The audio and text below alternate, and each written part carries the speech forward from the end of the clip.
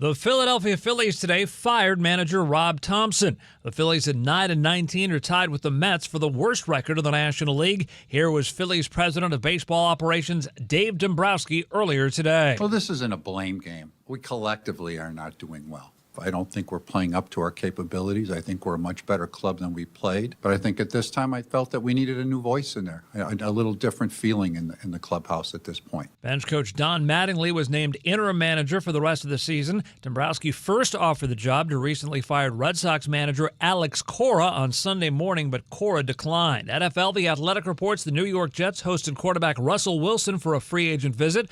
The Baltimore Ravens are signing undrafted free agent quarterback Diego Pavia. Celtics president of basketball operations Brad Stevens won the NBA's Executive of the Year award for the second time in 3 years. I'm Isaac Lowenkron.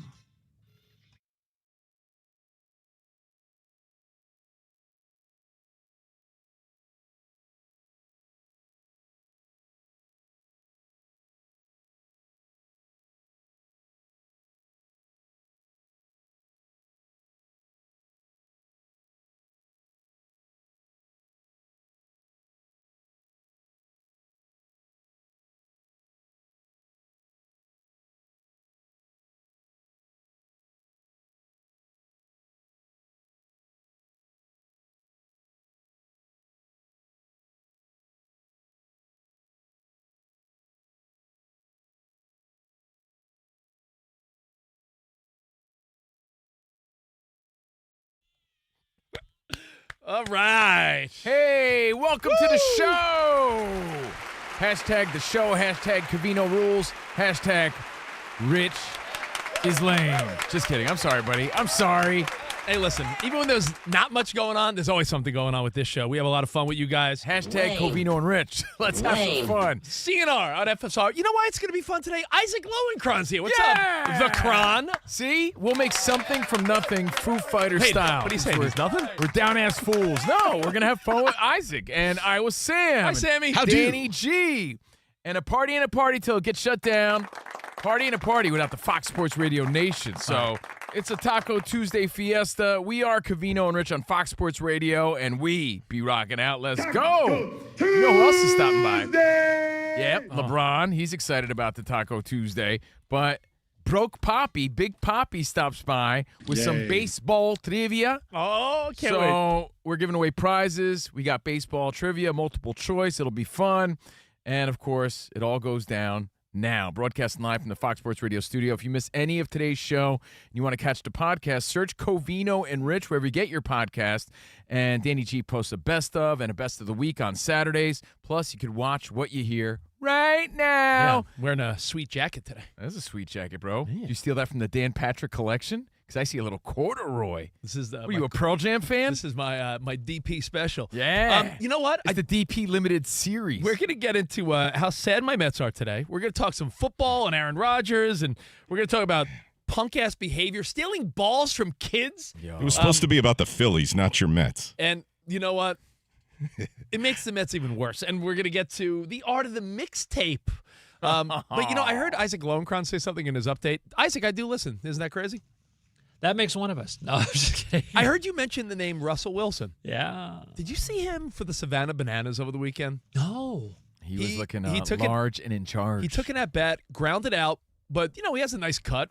Multiple sport athlete back in the day. He was looking like me in 2002. And a lot of people were saying 2020. He has my physique right now. Can I tell you? People were saying thicker. He looked very Kirby Puckett, rest in peace, very Kirby Puckett-esque. And I want to just ask you guys right out the gate, is a baseball uniform, if snug, the least flattering uniform in sports? Ask Chris Christie. And tell me what you think. I mean, Spot's playing the video right now on our YouTube feed. Russ, honestly. Hey, it's off season, though. In his defense, you see any fighter when they're not in training, any football player when they're not game ready, they don't all walk around, you know, at that playing weight. You know what I mean? I get it. Fighting weight. And I'm not one to judge. I'm not Mr. Ripplepex. I'm just saying. One bad weekend, I'm tipping the scales over 200 bills. Easy. I'm going to call you Mr. Ripplepex now. It's my new this guy thinks he's slim good body. Whether you're Ripplepex or not. Yeah. But it did make me think, though, that my goodness, if you wear a snug baseball uniform for a charity event or something like that, it really is like it's so unflattering unless you really are a slender, slim guy. Yeah. It looks like you're going to pop the buttons off. Dude, everyone looks like Bartolo Colón in a baseball uniform, unless you're like, again, super slim. The weakest part of that story, because my brother and sister were there at that Savannah Banana game at Yankee Stadium. They welcomed the great Tino Martinez in front of 55,000 New York Yankees fans, and he's there in the same uniform. He's looking pretty good. He's older now, and he's waving. Everyone's pumped. Here he is, World Series champion, Yankees legend. Give it up for Tino Martinez. Everyone goes, oh, Tino. He goes up there, and he's taking pitches. He's playing for the Bananas, and who's pitching? Like someone from the Clowns or the Warriors or something. He's taking pitches. Party animals. He strikes out on 3 pitches. Let's hear it for Tino. That's it. You don't groove one for the Yankee legend who's there giving up his own time for the Bananas? I find that to be absurd. Let the guy get a hit. What are you trying to get your rocks off, striking out an old guy? Groove one to Tino the way like Groove Jeter was one. grooved one in his last at-bat? No, dude, this isn't real. I get it. The Bananas don't always win. It's not like the Globetrotters. So they're playing and they're doing their best. But he's the guest of honor. He's the guy that hit World Series home runs at Yankee Stadium. You don't groove him one just out of courtesy? Based on the popularity of the Savannah Bananas, before we get into... But anyway, I don't want to dump on it. My family said they had a blast. Before we get into, quote, real baseball, we'll talk about the Phillies making moves, the Red Sox making moves. Meanwhile, the Mets are still sitting on their thumb. We'll get to baseball. We'll get to NBA playoffs. We're going to get to all this stuff. But I do have to ask. A year ago, I posed a question to you. And I want to know if your mind has changed. No, it hasn't. Okay. I said to Covino a year ago. And I'm curious what the Cron, Isaac Lowenkron, and Danny G think. I said, with the popularity of the Savannah Bananas, you see A-listers coming out to the game now, former retired legends. Broadway performances on the field. That was pretty cool, right? It was insane. They did a whole Aladdin sketch over the weekend at Yankee Stadium. They sell out everywhere they go. Yeah. I know. So when you see the popularity of the Bananas, I give them so much props. and I said, Covino, you have the opportunity to take part in a Savannah Bananas bit on the field where you throw out a first pitch or take an at-bat or do a little song and dance or something with the Savannah Bananas or throw out a first pitch at a Colorado Rockies game. What are you picking? The MLB is still the MLB and is still more of an honor. MLB is something I grew up with. Savannah Bananas, I'm not going to say it's a fad, but, it's just a thing right now. It could last for the rest of our lives, and I wish them all the best. I hold my ground. I stick with Major League Baseball, real baseball opportunity, because it says a lot more to me as a kid that collected cards, as a kid that loved baseball, wanted to play in the big leagues. Isaac Lowenkron, you on stilts throwing out a first pitch or the Colorado Rockies in front of 2,000 people? Yeah, he's saying in front of 2,000 people for the Rockies or in front of 55,000 packed at a Savannah Bananas in a crowd of kids and families and everyone's having fun. It's celebrities. Like a circus. Yeah. It's still like, do you want to be at the circus or do you want to be part of From Tino Martinez, they should have grooved him one. From Tino Martinez, they should have grooved him one. But either way, enjoy it. It's getting kids involved, and we'll talk more baseball here on the show today. And by the way, shout-outs to Derek Klena. We're not going to talk more about the clip here, but look it up for yourself. If you haven't seen that kid, he was a Tony Award nominee. So he's a Broadway star, and he was also a big-time pitcher in his high school, college come-up.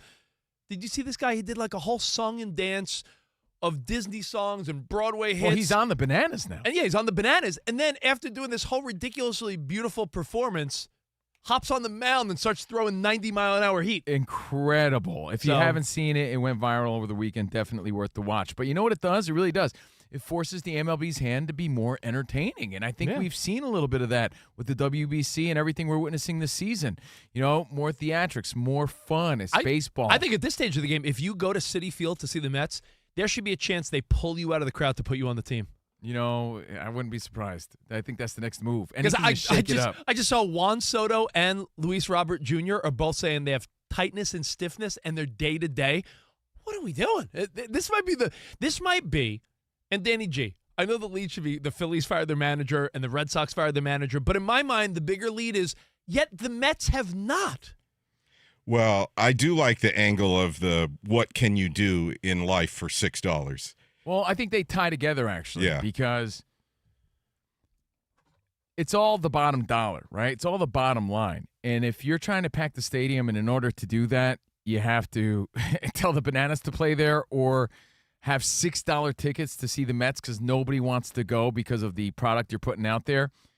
I think when they're getting hit in the pocket like this, they're forced to fire their manager, and eventually it's going to happen. So today, Rob Thompson of the Phillies fired. Don Mattingly, one of my heroes, is the interim, and he should be the coach, former coach of the year with Florida. So Don Mattingly, Donnie Baseball, is the head coach, interim head coach in Philadelphia. Alex Cora obviously fired. The whole staff fired in Boston. Out! All before May. Sort of unprecedented. And Ooh. Mendoza probably next. So are you surprised that they went before Mendoza? It's bound to happen because you can't go the rest of the season charging $6 for tickets. And the only way to get people back in the seats is to prove that you're shaking it up and that you're willing to shake it up and do whatever it takes to put results out on the field to get people to come back and pay regular price. Especially when you have the Knicks in town who are going to be sold out at the Garden tonight trying to snap that 2-2 tie against the Hawks. Rich, I know you've seen over the past 24 hours, 48 hours, all the different memes saying, this is $6 and whatever. This Mets ticket is always. How about this, though? This is really crazy. You can buy 88 tickets to tonight's Mets, to the Nats at Mets on 4:30 for the same price as one ticket to Hawks and Knicks tonight at the Garden. 88 Mets tickets is the equivalence. That's crazy. It's terrible. $6 for a Mets ticket or $6.39 for a Taco Bell Crunchwrap Supreme. That's the viral meme. Yeah, we said that. It's also really wild. Or, I just got 2 tacos at El Pollo Loco because it's Taco Tuesday. Much better deal. For under $6. Yeah, and you get way more food. A Taco Bell Venti drink is the same price as a Mets ticket. So, therefore, to fill the seats, I should say, they're going to have to fire their manager. Because that's the only thing that's going to send the signal to the fans like, hey, we're trying to salvage the season here. Hey, we fired Mendoza. We need you to come back. And maybe that lights a spark for the rest of the team. It's really embarrassing at this point. Here's a question. And if the Phillies have done it, the Red Sox. And if the Red Sox have done it, the Mets are going to have to do it. And it's unfortunate to Mendoza, even when you got guys on the team like Soto saying it's not his fault. Well, everyone's vouching. It falls on the players. He's doing his job. Every player's saying the right thing, and they're vouching, saying Mendoza's a great leader, is doing everything right. But if we all know, and I think we could all agree on a couple things, if GMs and front offices make more day-to-day decisions than they used to when we were kids, right? Like a lot of managers talk about how front office folks are actually putting their input on lineups, roster moves, bullpen moves. So if the manager doesn't even have full control and the players are playing like ass on the field, the manager's sole job seems to be to fire them up. And if they're 9-19, I'm going to say this, and I need you to see if I'm just being a homer, being that I'm a New York Mets fan. If the Mets finish this season with like 60, 70-something wins and they're way under 500, couldn't you argue it's the biggest disgrace of a professional sports season in the history of sports based on payroll? Based on payroll, based on expectations. Like, has there ever been a team with a payroll like that in a major market that under-delivered that much? Yeah, there have been teams that stalled in the playoffs. But would it be the biggest letdown of a team in the history of sports? In the history of sports, no question. Think of another one. You can't because of the payroll and the superstars that they got. I would say the other one that comes up, and not necessarily because of the money, but because of the lineup, is when Karl Malone joined the Lakers thinking he was going to win a ring. Oh, no doubt, but they made the playoffs and just lost. They made the the finals. Yeah. They made the finals and lost to the Pistons, correct? Yeah, correct. But if your high payroll can't even crack the playoffs. Dude, when teams like the Nationals and the Marlins are, a handful of games better than you, and these are teams that, like, have no resources compared to you. It's really embarrassing. Professional baseball tickets for $6. They're begging people to come because the fans are that frustrated with the team. My daughter's cheerleading competition tickets were $11. So put that in perspective. Like you said before, Did you sit next to Belichick or at the cheer competition? It's weird. Bill Belichick was there. It was weird. Covino and Belichick. He was cheering on his daughter. Bill was cheering on his girlfriend. We've said it. We're the same guy, I guess. I was wondering why he was there. Mets Covino, versus good to see you. Nationals. The cost to get to the game and back on the subway is $6. So to get there and back is $6. The tickets are $6. It's a $12 night out to see the Mets, which sounds great and all, but it just goes to show you how pathetic they are and how done the fans are at this point with the team. So, man, I feel sorry for you, Rich. And I'm telling you, the fact that the Mets did this and the Red Sox did this all before May, it only makes things harder for the Mets to not fire Mendoza. Well, Phillies, their fans got to be at least pumped that you make a big decision like that. As my buddy Rob Parker, the MLB bro himself here at Fox Sports Radio. Rob Parker reminded me yesterday that the last time the Phillies shook it up with a big managerial change, remember they got rid of Girardi? And what happened? They went to the series. I do that? They were struggling, said make a move. And at that time, Joe Girardi was a hot commodity. Struggling. And they moved on, and you've seen it before. A team's total vibe could change based on leadership. And the Red Sox are pulled the trigger. Same with the Phillies. If the Mets stick with Mendoza, it's just like fool's move. The fans have no faith.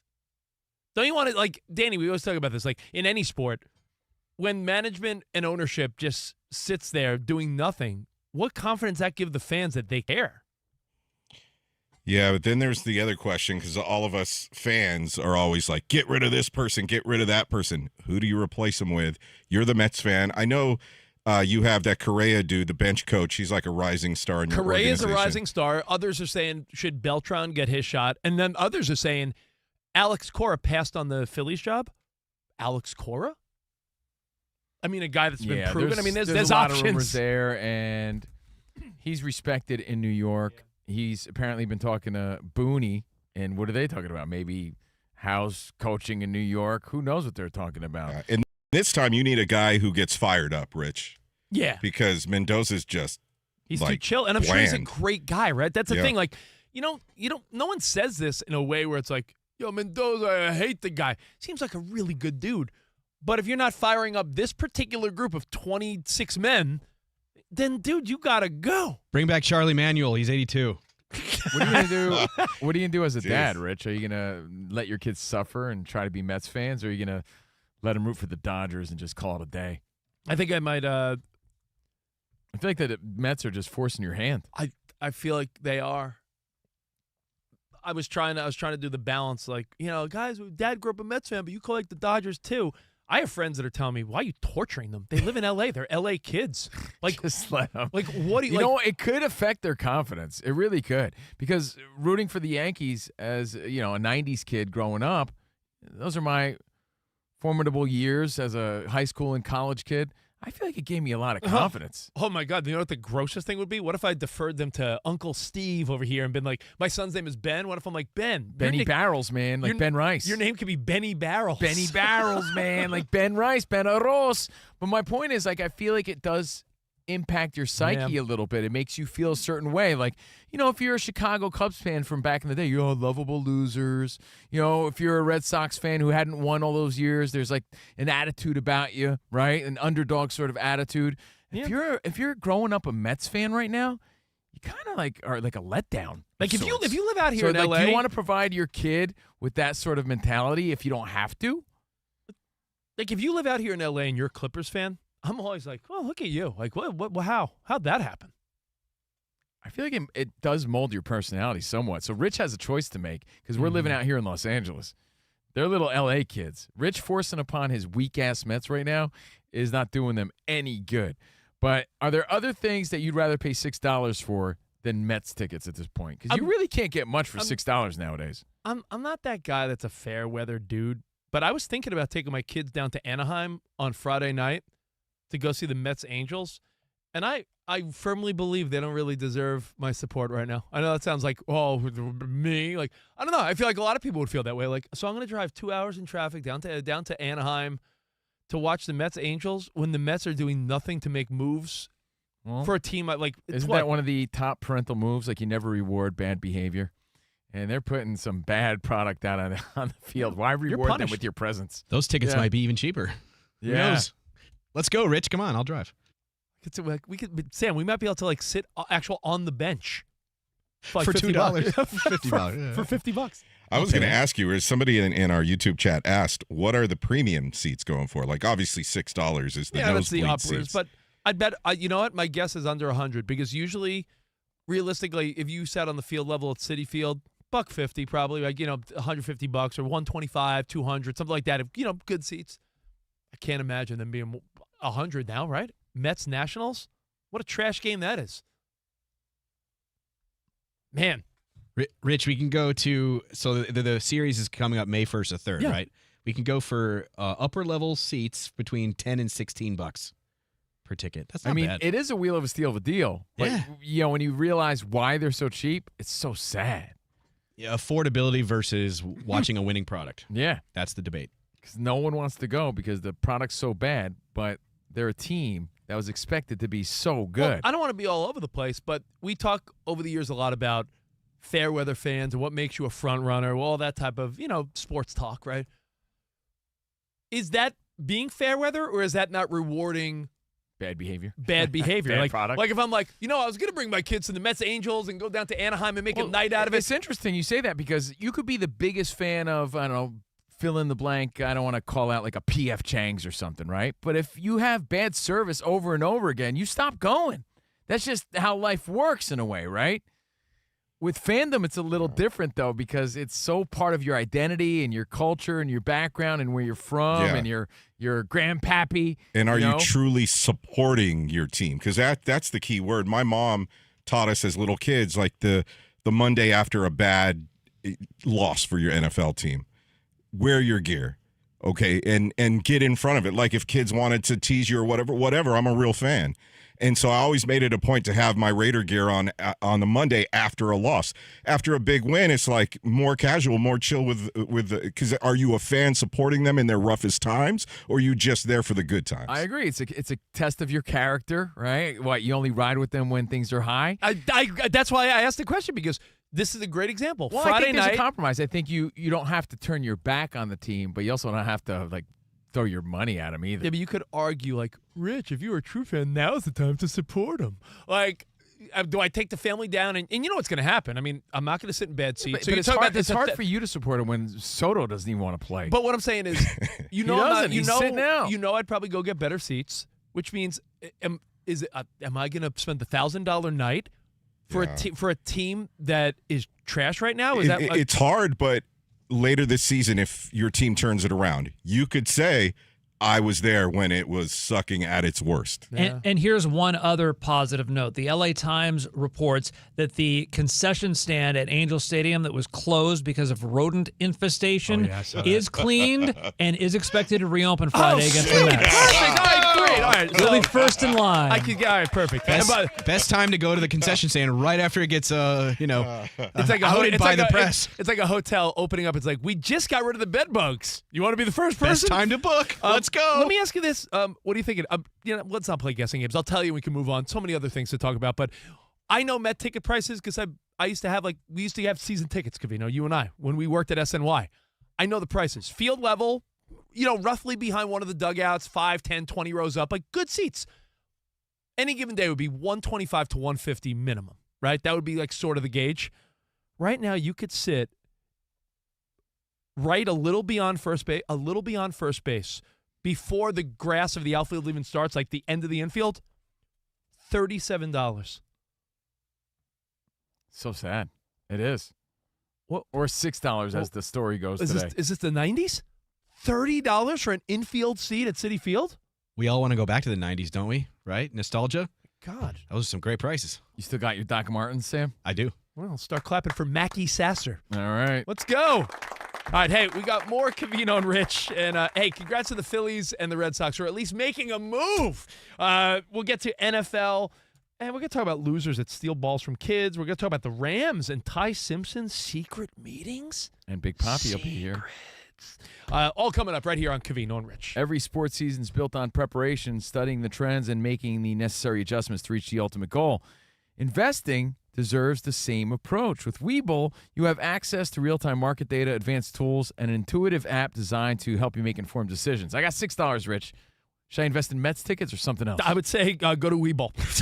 Whether you're actively trading stocks, options, ETFs, or more, planning for the long term with IRAs, cash management, or custodial accounts for your kids, Webull gives you the tools to invest your way all on one platform. And if you're looking to take that to the next level, check out Webull's Learn resources. Join their in-app community feed. They discuss investing trends with 25 million other users globally. And now, to help streamline your trading activities and elevate your strategy, try Vega, Webull's personal market AI assistant that can give real-time analysis, watch list insights, and alerts when earnings drop. So get your financial portfolio game day ready with the Webull app today or visit Webull.com. Webull Financial, LLC, member SIPC FINRA. Investing involves risk. For more information, visit Webull.com/.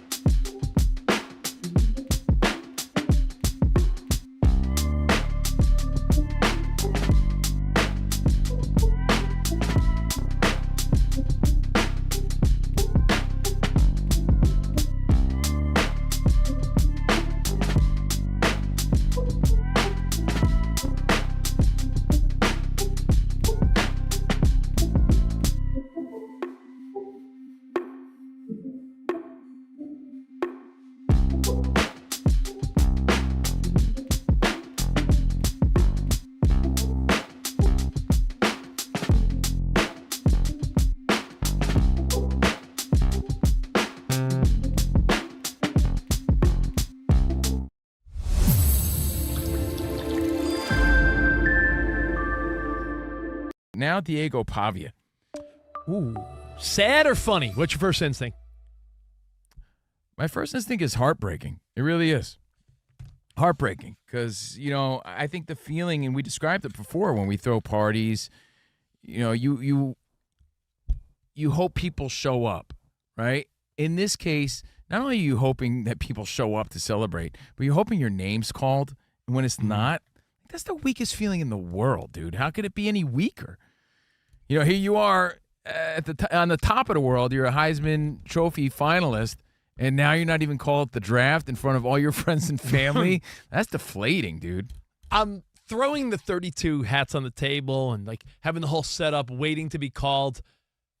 That's a bit much of a setup when there's no guarantees, right? What do we do? Last year we made fun of Shedeur Sanders because he had a private party. Remember Shedeur had a private party sponsored and all the bells and whistles, and pick by pick went by. Teams skipped on him multiple times, and it became sort of funny that's this dude's not even getting drafted anytime soon. He has a party.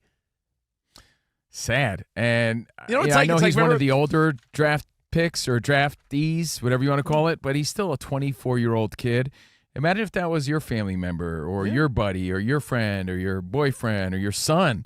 And you just want their dreams to come true, and you're so close, and you did everything you could, and then it works against you. Now, do you remember accountability matters? That feeling, by the way, in school where if you didn't know if you were going to make the team or, I don't know, the school play, and the coach or the teacher would put the list up, and everyone would run over and say, where's my name on the list? Well, according to you think it's funny to be left out. Only because not everybody makes it. I get it. All right, first of all, this guy went in with no agent, right?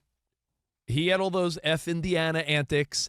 Apparently, at meetings with teams, Danny, you were telling me he was saying things like, "I want to be a starter," and that's it's like. I'll give you the analogy: if you fill in on a rec team in basketball, softball, anything, when they ask you, "Hey, what position do you play? What do you do?" You know what the answer always is? "Hey, whatever you need me to do, I'm here to help."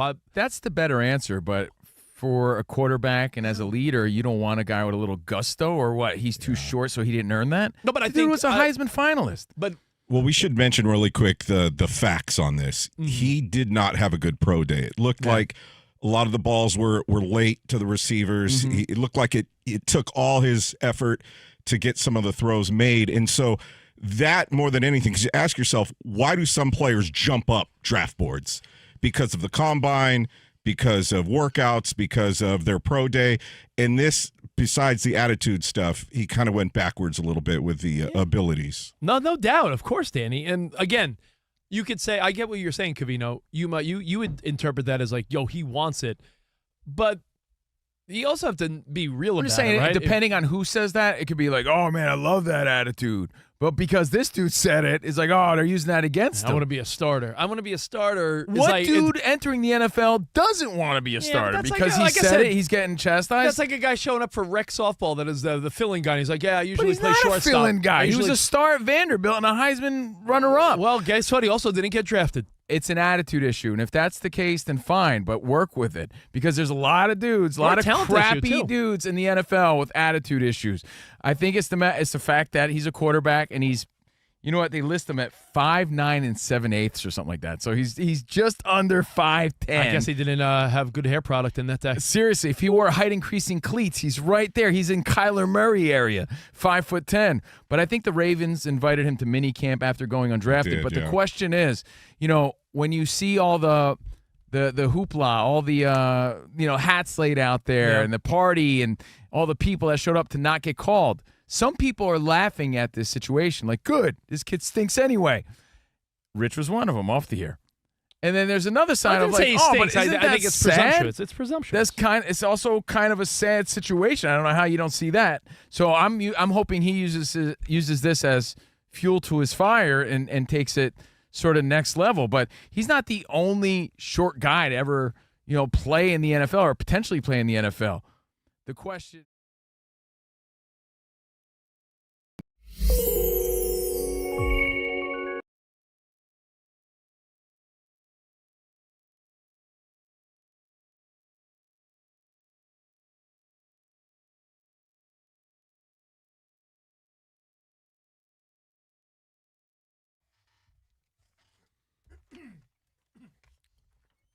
I was saying with the cars, bro. Let the good times roll. He's our resident DJ, Sammy Sam, on the ones and twos. Just got brighter in there. Yeah. We just What's put going the on? lights up.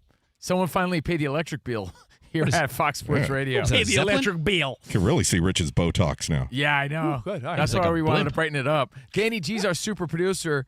He's getting ready for Big Papi trivia. He was wrangling Big Papi in the lobby before. And, of course, Isaac Lowenkron is here with your updates. Again, we're live from the Fox Sports Radio studio, Covino and Rich. And Mets tickets are $6 now, which forces the hand as a business decision. We got to pack the seats. We got to fire Mendoza to show the fans we're willing to do something. For $6, Rich, would you rather buy Mets tickets? I looked it up. According to AI, Oh, you can Allen get- Iverson? you can get Practice. coffees and pastries. I said, what could you get for under $6? Used books, toiletries, small toys, or specialty food items like deli bowls or chocolates. Yeah. Or for anything at $5 below. That's Deli bowl. That's What? the weakest answer you get when you ask AI. I'd rather get any of those things than sit through a Mets game right now when no one seems to even want to be in it to win it. Amazon finds. You could get a travel-size Sensodyne toothpaste, dishwasher, and cleaning detergents, and magnets for $5.79 or a toy car. Yay. 2 candles. Oh, a quarter pound of chicken salad at Ralph's. You can get 2 scented candles with a bamboo lid for under $6. You could get You could get yo-yo toys, bath toys, and keychains for under $6, Wow. according to AI. or sit at City Field Or sit at tonight. City Field and Tonight. watch Juan Soto not play. You All can right. get 2 items at the dollar store because everything in there now is like $2.99. Man. Buy that for $1. Man, I Big could rip. buy a $5. I could buy some marigolds for the front yard. There you go. Danny G, who we got? Let's see. Boise Bob wants to weigh in on your Yo, Mets. what up, Bob? Rich, all due respect to Isaac's diligence in getting hard-hitting stories to us, but somebody needs to break the truth to you, my friend. They didn't cure a rat infestation. The rats heard that the Mets were coming to town, and they decided to relocate back to Chavez Ravine. Yeah, the rats were like, the Mets stink. Let's get out of here. Man, The Mets are infesting this place. We got to go. damn it. That's funny, man. Thank you. That's good. All right. So there's another story that we got to talk about, unfortunately, and it involves the art of the mixtape. I really want to just focus on that. Okay.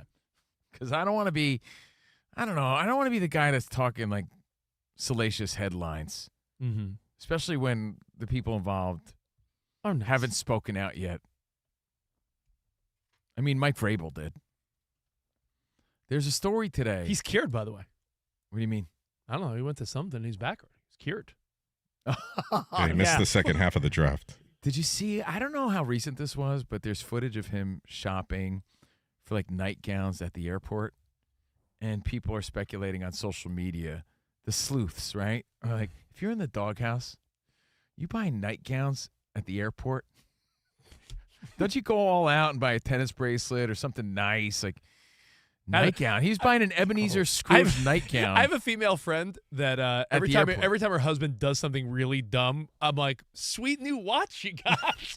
Where'd you get that necklace? Yeah, I don't know if that's Where's getting you that out of the diamond doghouse. Yeah.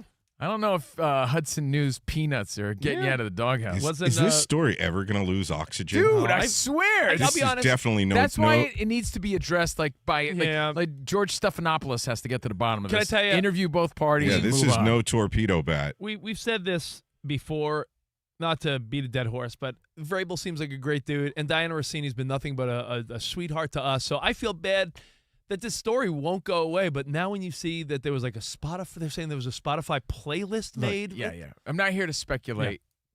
The only thing I do want to say is I was impressed they put Papa Roach on the playlist. For that, I have to say that's pretty cool. But there was a playlist with her name on it and his name on it. And it was made around the time when he was going through a 4-game losing streak with the Titans. Yeah.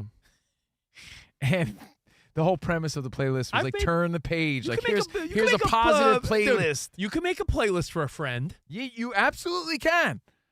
You made a playlist, and I listened to it. Covino made a playlist called Falsetto Tunes. Yeah. It's all the best songs in rock, pop, and hip-hop with Pharrell. Like, anyone that has the falsetto voice. Yeah, a lot of Jamiroquai on that bad boy. You know, any falsetto tunes. Some Michael McDonald. Yeah, I got one called my Foo Favorites, and it's all my favorite Foo Fighters.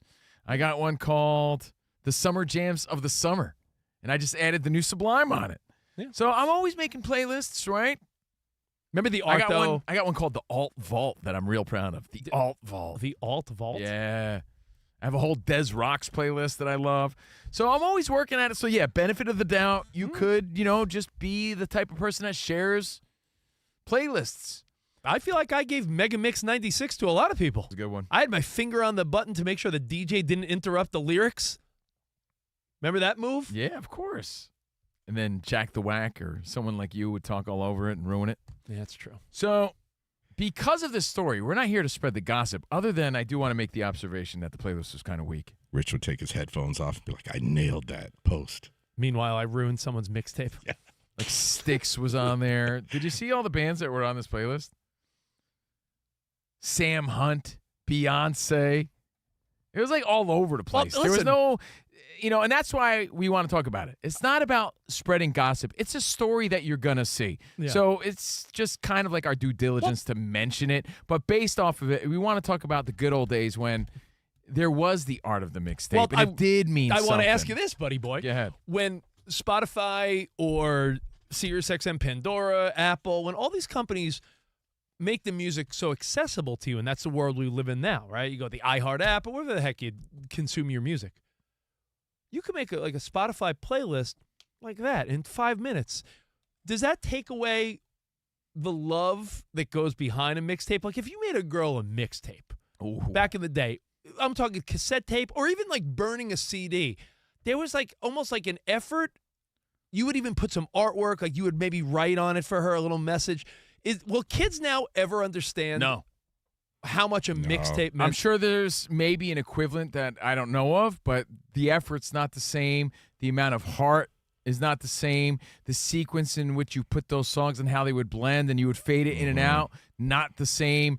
The fact that you had to handwrite all the little songs there and you're sending little secret messages in the lyrics of those songs, not the same. So, yeah, maybe it's a casual, friendly playlist. I'll give you some more bands that were on this one. And we're going to go over the arts and rules of the mixtape, the lost art of the mixtape. What were some of your favorite memories about it? It was Red Hot Chili Peppers, Can't Stop, Last Resort, Papa Roach. Welcome to the Jungle, GNR. Remember the photograph, Def Leppard? Remember the Isaac Lowenkron mixtape he made for you? Remember it was You and Me 2003? Yeah, that was a good one. really I still good play one. that one, Isaac. It had Single Ladies on it Yeah. by Beyonce. Yeah. Oh, Beyonce is on outside the... your window, playing it on a boombox, holding it up like this. See, the art of that, the art of the boombox, and I don't know. There was just something different. Your Eyes was also on the playlist. Your eyes. The light, the heat. Your eyes. Speaking of Beyonce, Break My Soul Beyonce was also on this salacious playlist called Turnin' the Page, which has since been deleted, I'm pretty sure. Yeah. So, it's a weird story. I'm not trying to lean into that. What we're trying to lean into now is based on that, the art of the mixtape and your favorite part about it, and maybe some other things that are just gone as a result of technology and time. Yeah, there are so many things. And you know what? We could talk about it after Ilo's update. Isaac Lowenkron, what's going on, man? All right, fellas, the Philadelphia Phillies today fired manager Rob Thompson. Philadelphia at 9-19, tied with for the worst record in the National League. Yep. Bench coach Don Mattingly was named interim manager for the rest of the season. Phillies president Dave Dombrowski first offered the job to recently fired Boston Red Sox manager Alex Cora on Sunday morning, but Cora declined. In the NBA, Boston Celtics president of basketball operations Brad Stevens won the league's Executive of the Year award today for the second time in 3 seasons. In the NFL, The Athletic reported that the New York Jets hosted quarterback Russell Wilson for a free agent visit. The Baltimore Ravens are signing undrafted free agent quarterback Diego Pavia. Finally, this is an amazing story.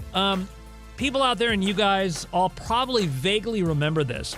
But do you remember last December, then New York Giants place kicker Younghoe Koo? Dude, this is a great story. I'm glad you brought it Yes. up. Yes, we do remember this. Yeah, Younghoe Koo. He whiffed on a place kick in a Monday Night Football game against the Patriots, and that blooper wound up saving someone's life. A man out there named Mark Toothaker in Lexington, Kentucky, was watching the whiff and laughed so hard it caused a seizure. He was taken to the hospital. A CT scan revealed a tennis ball-sized tumor on the left side of his brain. The tumor was surgically removed, and he is cancer-free. Can you believe that? Back All to you because guys. that's a pretty cool story.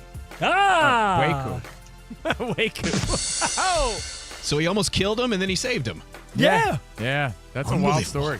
Wow. Thank you, Isaac Man. Lowenkron. Isaac Lowenkron. Now, the art of the mixtape. You know what? Before we go out and say hey to Big Papi, Scott from Mayor hit us up on the live chat. We're on YouTube. Hi, What Scott. up, Scott? He goes, the next time a random female makes me a playlist will be the first time a random female friend makes me a playlist. Oh, I hear you. You know, it is something guys were more likely to do for women because we try so hard to impress. So when a woman's doing it for you, it does say a little more. All right. Right? So we'll reminisce. Anything in the vein of the mixtape you miss, we'll reminisce a little bit. Plus, again, You said vein. I did say vein. Leave the vein out of this, bro. We're going to talk about secret meetings. Ty Simpson, there's a story about the Rams we'll get to. Aaron Rodgers in the news, and we'll do a little preview of the NBA playoffs tonight. And Big Papi trivia, all coming up right here on Fox Sports Radio.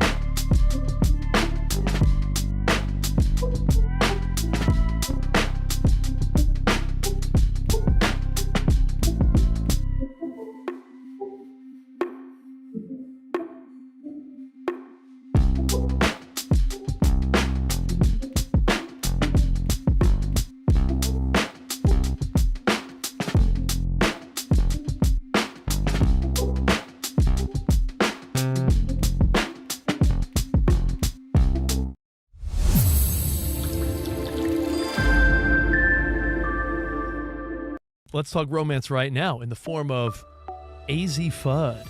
AZ Fudd. AZ Fudd. And Paige Beckers.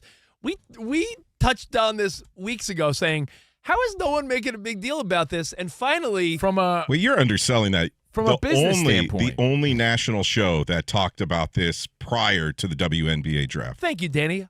I will take that bragging right because I remember saying Paige Beckers and AZ Fudd, they're in a relationship, which is beautiful. But how is no one like me? We talk about nonsense. People jumped on it after the draft was over. Like, are you telling me that two lovers being on the same team, stars, two number one draft picks? All right, let's dumb it down for real, because we've seen this a million times. Let's say you were the head of Fox Sports Radio, and it was a really hot duo, but they were husband and wife, right? But they're the hottest show going. They've shown that they could win, and they do great together. As a program director or boss or whatever, general manager, you still wouldn't question like, yeah, I know they're good and all, but I've seen this happen before. What if they break up? Then what happens? It becomes the Bob and Liz show is now just the Bob show, right? So I think change it up though. Husband and wife, then you have to go through divorce and do all this. But my point is, you have to, as a business, think ahead and see the possibilities here because you've seen it before and you know nothing gold can stay. Nothing lasts forever, bro. Everything has an expiration date. No one's, rooting against them by any means, but when you work together, it's very difficult. And we see it in broadcasting, you see it in life, you see it all the time, especially in high-pressure situations like this. I know you say nothing gold could stay, but a married couple... Well, I didn't say that. Pony Boy said that, A married couple, heterosexual or gay, could last forever. Like, that's... like. Nothing gold could say that means everyone gets divorced. I think things could last. I think dating is way different than married. The chances, married. Dude, I wish them the best. I wish all young people the best. Divorce rates are down, bro. I wouldn't put my money on it. And like I said, as someone that's paying them, put yourself in management's shoes. How could this not be of concern? But, and that's not to say that people can't keep it professional, because absolutely people can. But it could provide for a sticky situation, not just for them, but for everybody around them as well. So, I mean, I think it's a fair question because not only are they playing on the same team, but it's also a very public situation where, as we said, AZ Fudd Around and Find Out is a podcast here on iHeartRadio, and she talks about it. It's a public thing. So it's not like people are poking around and sticking their nose in someone else's business. It's a public situation. I agree. My thought was it's not like a husband and wife. It would be like, let's say you and Monty were dating and we were looking for a new female talent to be part of the show. And we're like, Monty's the best. Let's bring her on board. And you guys are like dating. Then I could say there's a question like, well, guys, hold on now. You're dating. Like, what's the seriousness level of this? How is this going to work? When did this start? Was it during COVID? Like, but did AZ Fudd and Paige Beckers do this before? Yes, and they won a national championship. Mm-hmm. They've played together before, and Paige Beckers finally addresses this, and she does this whole move, which I think is funny. You know when someone does this move? I'm going to say it. I'm going to say it one time and one time only. And that's the end of the conversation. Like, men do it, women do it. I always find that to be like a lame tactic. Like, I'm going to say it once. So, like, get your ears ready. Because if it ever comes back again, come back to this moment. Yeah, it's like, I think that's like a lame way to set something up. But here's what Paige Beckers had to say. Quite frankly, I believe me and AZ's personal relationship is nobody's business but our own. And what we choose to share is completely up to us. Me and AZ are not new to this. We've been doing this for a long time. We have countless reps at it. We have a lot of experience with it, so we will continue to use that experience to show up and be professionals, great teammates. To add on to that, AZ Fudd was the #1 draft pick because she earned it, and it had nothing to do with me and everything to do with who she is. My favorite part about it was the last part, meaning it shouldn't take away from AZ Fudd's moment, and I agree with that. They both worked hard to get to where they are separately, individually, so you don't want any goofy story to overshadow their accomplishments. So that being said, congrats to all their success and AZ Fudd and the fact that they've won in the past before. But to be public figures and then try to control the narrative of, yeah, but we don't want to talk about that. Question. It's like, well, you've already done that and everybody knows. So how do you expect the public to not? You won't break my soul. You won't break my soul. Now, I'm not going to criticize or talk smack about what was going on because I don't know the inner workings of people's relationships, right? And as Rich often says, people who live in glass houses shouldn't throw stones. Nobody's perfect, right? Yeah. It's like, But I will it's like, criticize this weak-ass playlist. It really is bad because playlists have to have a flow. They have to have a flow, a rhyme, and a reason. You're saying theme. you can't. You're saying you can't go from Beyonce to Papa Roach? Dude, it's so weak. Yeah. The more I look at it, because I was like, Lotto. Unless there's some inside joke between the two people Yeah. that the playlist involves, you know? It is a shared playlist, so I guess both could participate on the Spotify thing. If you don't know what we're talking about, let's just say two big names in the news involved in a lovers controversy? Scandal? I don't know. Scandal. was We're a playlist caught then. now making a playlist together, and it's called Turn in the Page. And the thought is it was made to get Vrabel out of his coaching funk. And there is no rhyme or reason to the playlist, so it got us thinking of like the lost art of the mixtape. Well, I'll tell you what this. You also, by the way, you also have to name the mixtape. That was another thing. Turn Like, the what do you page. call it? That's a good one. Yeah, but it had to have a cool You know what? name. I'll say this. The lost art of the mixtape is right up there with the lost art of on a date night going to Blockbuster and starting the A's and working your way to the Z's of the new releases and really putting thought into what movie you pick. Now I feel like you sit on your couch and you spend a half hour just being like, no. You don't even I make it past the I don't menu. know. Yeah, my wife and I joke about how many nights we have intentions of, like, catching up a show or watching something, and you spend 20 minutes deciding what to watch, then you fall asleep.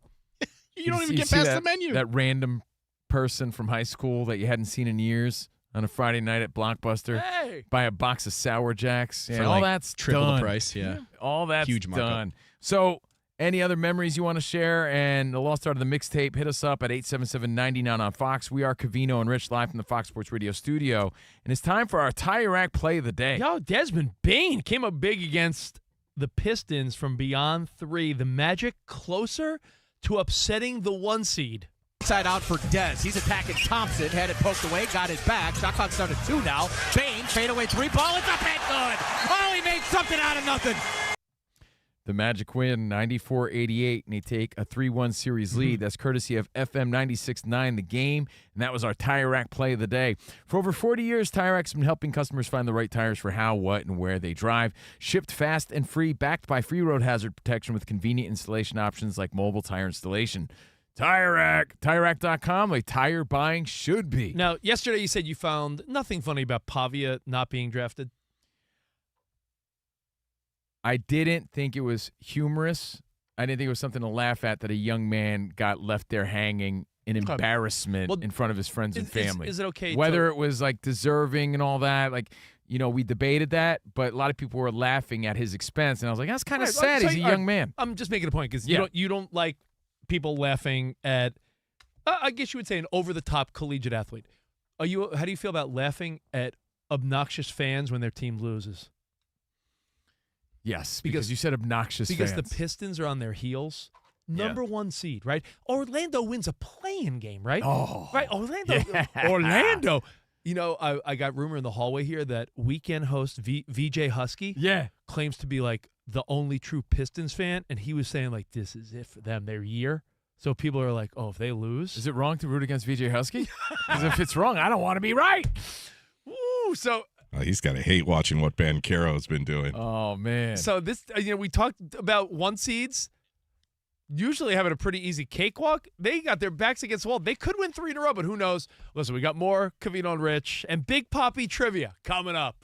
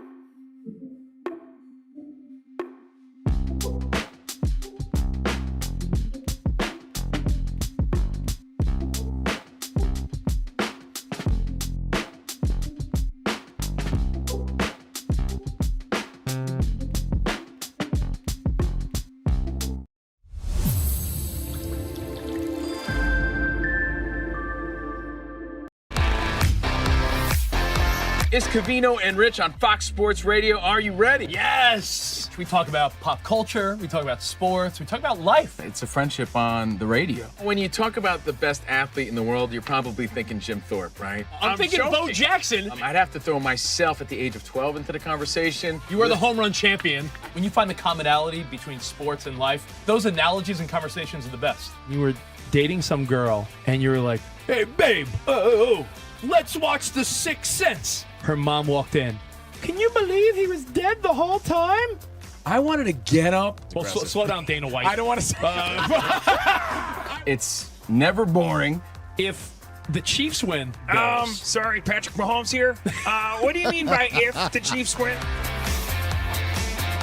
Our friendship is real. It's authentic. You can't fake the fun. we're the type of guys you'd want to hang out with at a sports bar. Best way to pick someone up at a bar? Yeah. Go up to a cute girl and say, oh, look at that bozo over there. And I point to you. We could make fun of each other, poke each other a little bit. I call him Blubber Lips, Rich Davis, because he never stops talking. He thinks he's the Mexican Fonz. Yeah. At any point, he's wearing a chain. You have a chain on? Always. Of course he has a chain on. That's like asking me if I'm wearing cologne right now. Of course I am. We take a lot of pride in being inclusive and interactive on our show. Just the more the merrier. Josh, Covino thinks that every man should own a leather jacket. I only wear vegan leather. Can you believe this guy? I can't believe this guy. We have a very special connection with our audience, our listeners. People feel that friendship. And I appreciate your show. I love it. It's all for you. Thank you.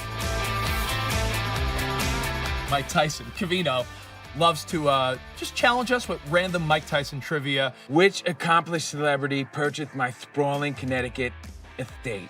I'm going to go 50 Cent. You are absolutely correct. 50 Cent. I love his song. You can't schedule a big event You during a can't. big sports moment. My family member scheduled their wedding the same night as a Julio Cesar Chavez fight. Everyone was glued to that fight instead of doing the electric slide. This is weak.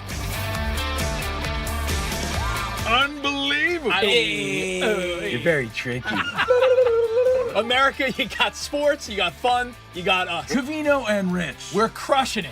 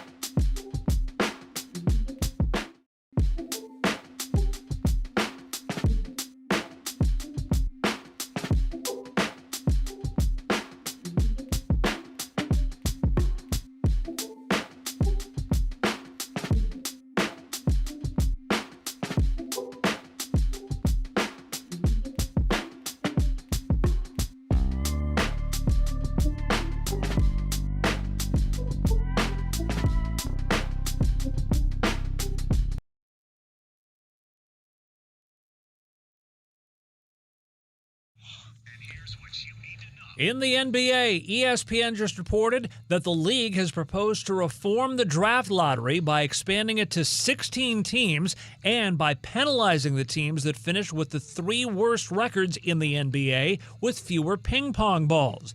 The owners will vote on the proposal the end of May. If approved, the new procedure would begin with a 2027 draft lottery. In college basketball, multiple outlets reported a short time ago that the NCAA has initiated the final steps to expand the men's and women's basketball tournaments to 76 teams. Tournament expansion could be officially announced the second week of May. And in Major League Baseball, the Philadelphia Phillies today fired manager Rob Thompson. Bench coach Don Mattingly was named interim manager for the rest of the season. The Phillies at 9-19 are tied for the worst record in the National League.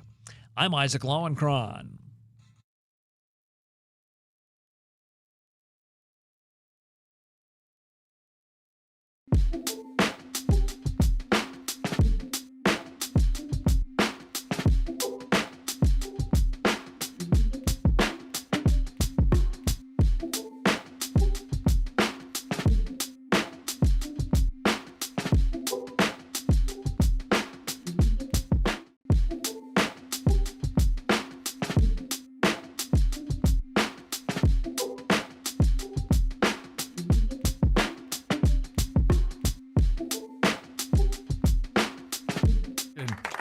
man, he's in rare form today. He's fired up to play baseball trivia.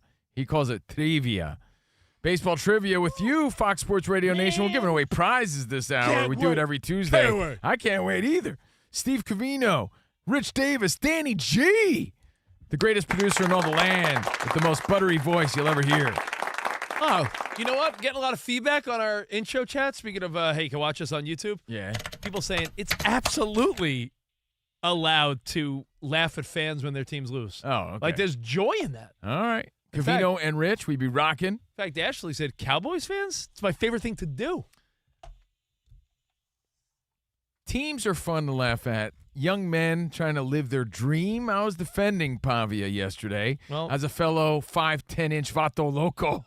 You know, somebody's got to have his back. No, and you're going to pretend like everybody in the NFL has such a great attitude? Give me a break. Well, he wound up getting signed. I know. It's funny. I'm rooting for the guy. Instead of just being invited to minicamp, the Ravens were like, let's sign you to a I think contract. that's cool, and I just hope he proves everybody wrong because he has a choice, right?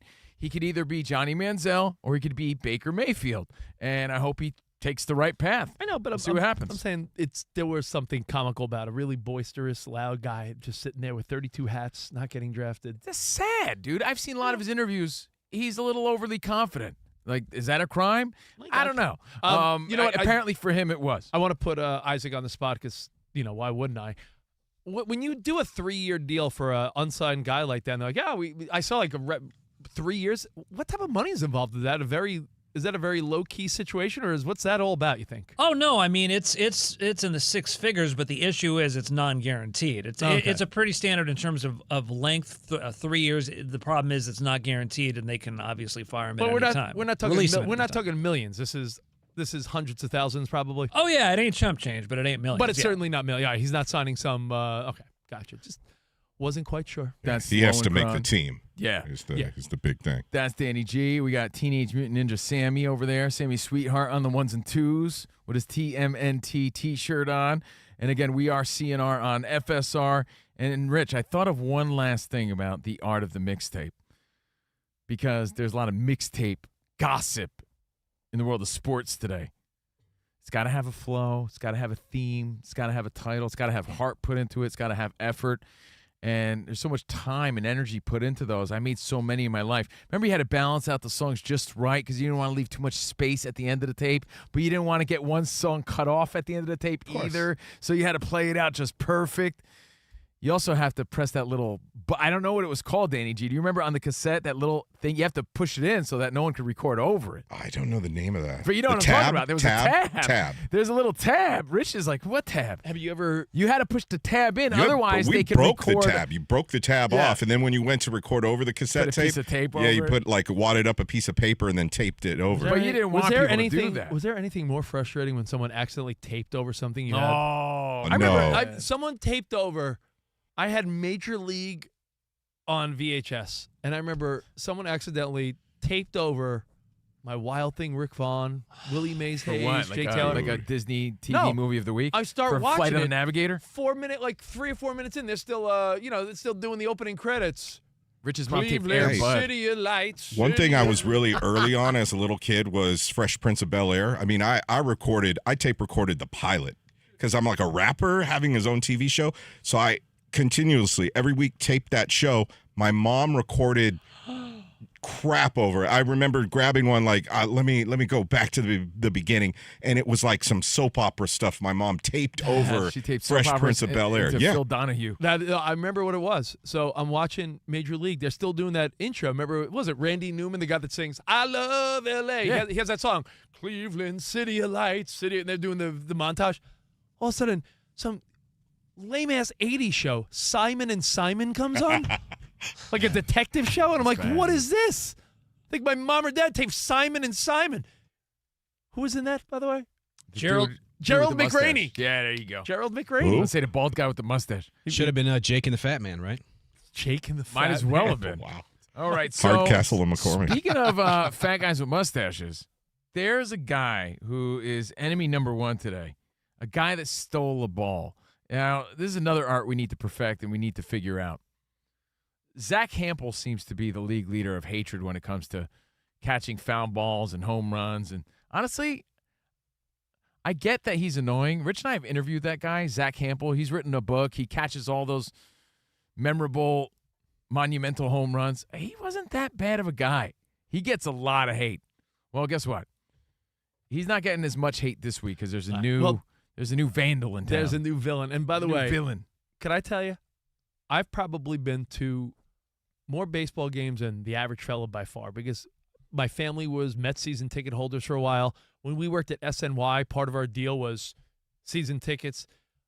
There were times where I was going to 25, 30 games a year for sure. Would you believe never caught a foul ball? And it's not like I missed one. It just luck strikes you in different areas of life, and I'm very blessed in my life. But did you make up for it as a bushwhacker? We got a lot of TV time. Yeah. Look it up on YouTube. Covino and Rich bushwhacking, because we've gotten a lot of TV time at the home run derbies, but we've never caught a home run. We've never caught a foul ball. Yeah, last year, do you remember if you saw us last year at the home run derby? The guy behind us caught one. Right over the cabeza.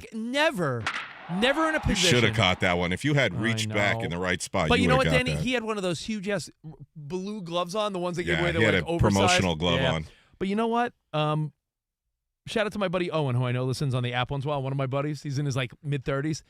He goes, "Yo, would you believe the other day I was at the Dodgers game?" He goes, "I caught a foul ball for the first time in my life," and he goes, "It was a thrill. It really was a thrill." You feel like you're the chosen one for the day, right? Can I tell you this, though? I was at Citi Field a couple of years ago with my kids as part of the 10 Mets losses in a row I've witnessed in person. And a ball bounced. It wasn't on a fly, so I don't think it would have counted anyway, but a ball bounced in my section, rolled under the chair, and some big galoot, some big goon, like, pulled the ball away from me and my son. Like under the chair. Like we reached under at the same time, and he saw my little son there. And can I tell you, my wife was all happy about it because this guy went back to his seat. His girlfriend was so turned off. My wife's like, yeah, he's not getting any tonight. Like his wife looked at him. She had the ick. Like looked at him like, you just took that ball away from that father and son that were trying to get the ball. And some of the coolest videos we've ever seen is when somebody hands the ball to a little kid and you see the reaction from that little fan. K'Vino and I disagree on this. No. I think I have a rule. All right, here's my thought. I think the joy is the catch. Like if a ball comes to me and I'm there, but third base line, catching the ball is the thrill.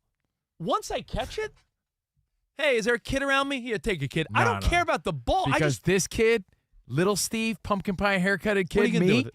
Never got one. What are you going to do with it? So after my first Tell me one, what you're going to do with it. I'm going to put it in my sock drawer and keep it there and look at it every time I put Rub my it for chonies good on. luck. Yeah, rub it for good luck.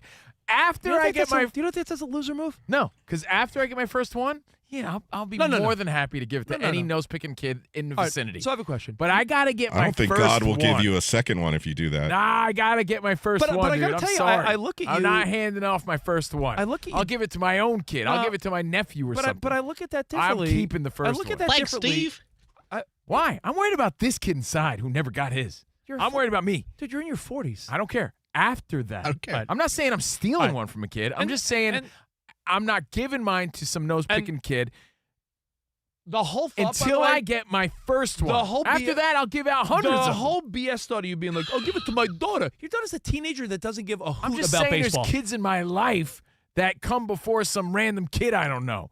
So that one is the one, and then after that, I think that's a fair So you're telling me, compromise, you're telling me you're at a game, you catch a pop-up, and there's some little kid at Dodger Stadium with a Dodgers hat and a glove next to you, you're going to be like, nah. I'm going to look at him and say, I know the feeling, kid. That was me.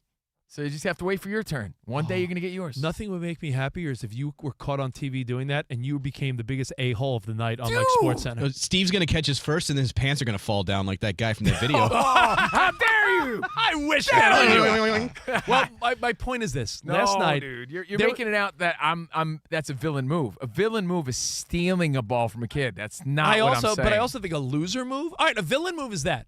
Now I'm talking about something else. A loser move is catching a ball at a stadium, unless it's Ohtani's game-winning home run, or unless it's someone's 70th or something, Aaron Judge's record-breaking. If it's a foul ball off the bat of Miguel Cairo,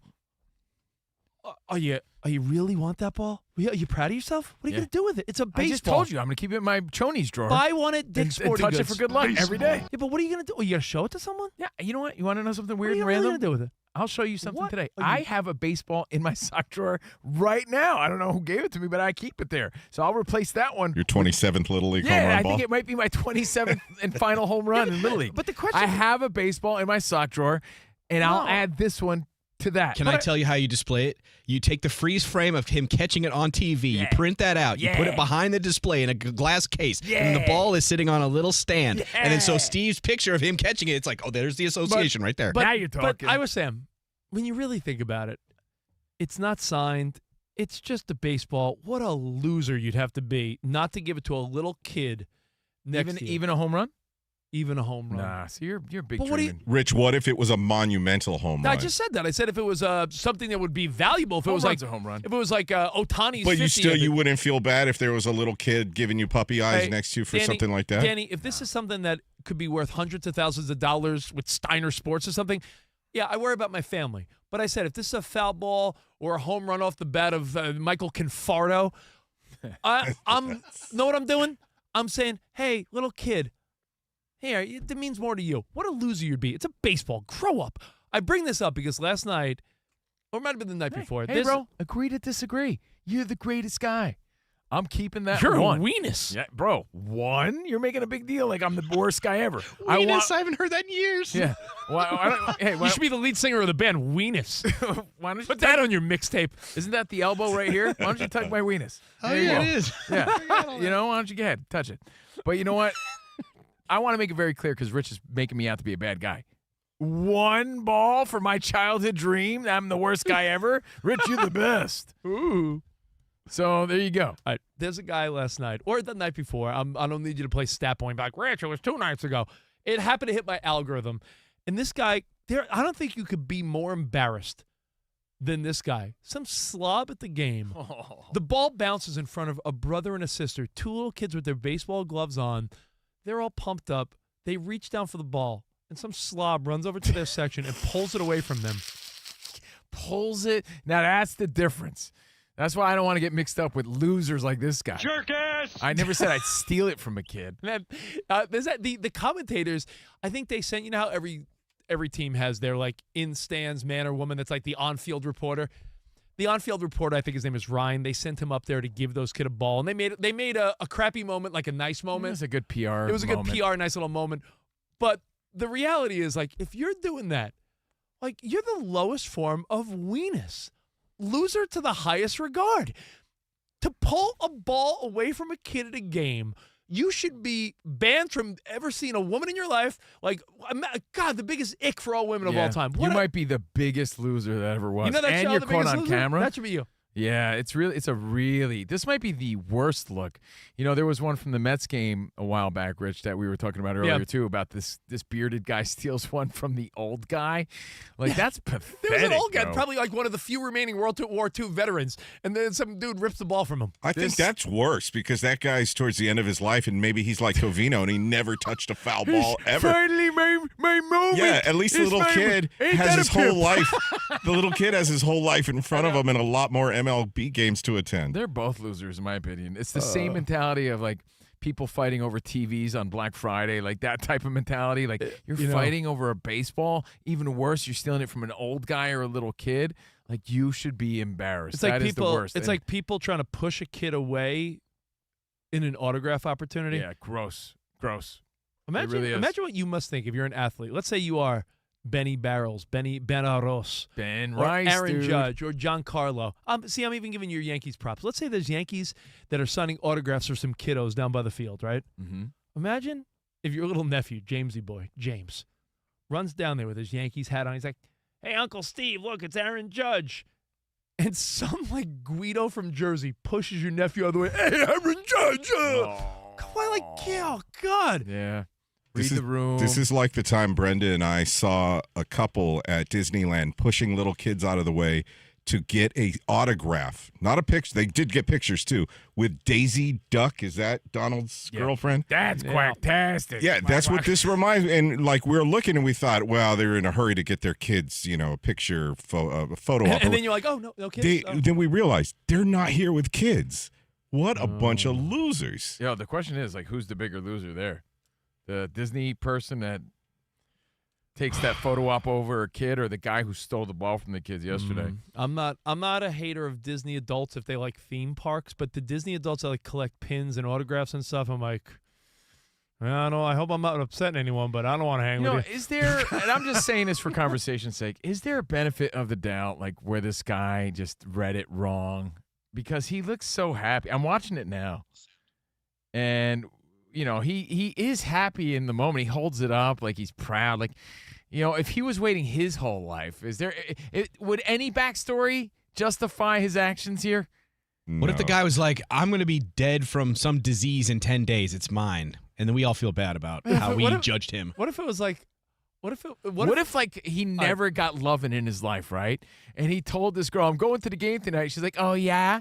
Well, if you get a home run, maybe you'll get some. Oh, yeah. What if it was like something like, oh, my God. What if some woman's like, we can have a threesome with me and my best friend if you catch a home run ball? He goes, what do I got to do? You got to get on TV. If you get on TV because you catch a home run, then I'll think about it. Me and my friends. Does that change the story at all? Because what justifies this guy's actions? I get and you one. can see it right now. We're streaming it at Covino and Rich FSR on YouTube. What if it was a dare on Impractical Jokers? Yo, seriously. This is very few. Because how in his right mind could he be holding it up proudly when he stole it from a little boy and a little girl? If you missed the moment, you could watch it now, but take a listen. They didn't show because we'd gone to break. The boy, who I imagine is her brother, had gone up to that fan. Yeah. And it looked like he was asking the fan, can we give that to my sister? Reconsider? And, yeah, you know what? It was an interaction that was uncomfortable to watch. It was. You felt embarrassed for the guy. Yeah. And look, the brother's happy. He gets to hold the baseball, and she's overcome. And who can blame her? It was a look, he's bending down. Rays Guardians game. But do you see? I wish people could all be on the YouTube channel with us. Look, Spot, Covino, everyone, look. This guy jumps in front of the kids. Yeah, you don't run over to somebody else's personal space to steal a ball. Devil's advocate again. Can you be caught in the moment, like you're so excited that common sense didn't trigger or register in that moment? Because the adrenaline rush is real, though. When the ball's coming right at you. But look, he bends down and has to run over to other people. Dude, it's so wild that this dude can steal it from a little girl. Yeah, this dude. It's the lowest. It's the lowest form of he deserves behavior. He deserves it. You see the look on the little boy's face? He's like, did that really happen? Did that guy really just do that? Man, baby. Yeah, it's a fun club. Thanks for being a loser, so we could talk about it. And all right. Well handled by the security staff. Is that was that Cleveland Guardians home game? Yeah, Guardians, Rays, and this guy is the enemy of the day. You know what? I saw. Remember. You've seen the slickest one of all time, right, guys? By the way, you saw it was hit to him and he dropped it. So does that change it? No, he dropped it. Weenie. He was right in his chest, right in his belly. Look at this. Watch. Does that change it? No, because he lost it. It makes it. In fact, it makes it worse. Oh, poor guy. Poor guy. You ever see the slickest move of all time? This little boy has to be like 10 years old. He gets tossed a foul ball. He catches it, and there's like an attractive woman next to him. And he takes a different ball out of his bag and gives it to her, as if he's giving her the ball. And everyone's like, yo, that's a little player in training right there. Good move. Yeah, it's a classic one. So, all right. Hey, your thoughts at Covino and Rich. In fact, forget that. We're going to play Big Papi trivia next. Let's go. If you want to bring in Big Papi, I'm curious what Big Papi thinks about stealing a ball from a kid. I'll have to ask him that. We're going to play next. If you want in, the phones are open now for you. 877-99 on Fox. We'll do it next right here. Covino and Rich on Fox Sports Radio. Every sports season is built on preparation, studying the trends, and making the necessary adjustments to reach the ultimate goal. Investing deserves the same approach. And with Webull, you have access to real-time market data, advanced tools, and an intuitive app designed to help you make informed decisions. Yeah, whether you're actively trading stocks, options, ETFs, and more, or planning for the long term for you and your fam. With IRAs, cash management, and custodial accounts for your kiddos, Webull gives you the tools to invest your way all on one platform. If you're looking to take your preparation to the next level, check out Webull's Learn resources and join their in-app community feed to discuss investing trends and happenings alongside 25 million users globally. And now, help streamline your trading activities and elevate your strategy by trying Vega. That's Webull's personal AI market assistant. You get real-time analysis, watch list insights, and alerts when earnings drop. So get your financial portfolio game ready by downloading the Webull app today or visiting Webull.com. Webull Financial LLC, member SIPC FINRA. Investing involves risk. For more information, visit Webull.com/disclosure.